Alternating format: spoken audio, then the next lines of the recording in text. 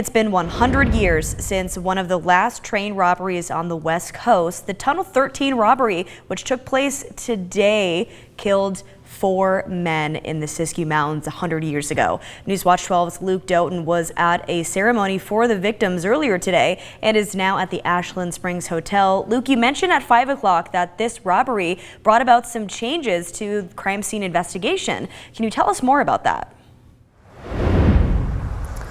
Well, Haley, the 3 brothers that staged the robbery, they were able to evade authorities for over 4 years until they were eventually found, arrested, and sentenced to life in prison for their roles in the robbery and the murder of those 4 men.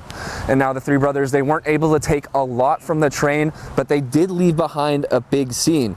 And law enforcement needed extra help to bring those 3 brothers to justice. A photographer was called to Tunnel 13 to record the evidence, and a forensic scientist was also called from California.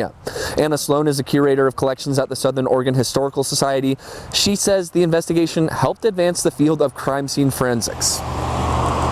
Dr. Heinrich out of Berkeley, who was called upon to analyze the evidence from the scene, and he was able to actually put names to the perpetrators and help with the manhunt. So from this time forward, we see forensics becoming more a part of criminal investigations in the U.S., but really this is a really pivotal moment for that starting. And the 3 brothers were caught and ended up serving most of those life sentences. They were eventually released, however, and the photographer and Dr. Heinrich are credited with helping authorities find the brothers.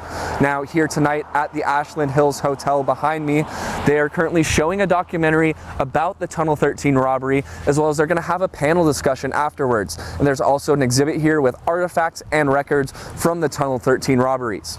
And at the Ashland Post Office, like I mentioned in the 4 o'clock, they're selling commemorative stamps to remember the 4 lives lost, and they're selling those until Friday the 13th. The 4 lives lost were Charles Johnson, Sidney Bates, Marvin Sang, and Elvin Doherty. Reporting live in Ashland, Luke Doughton, Newswatch 12.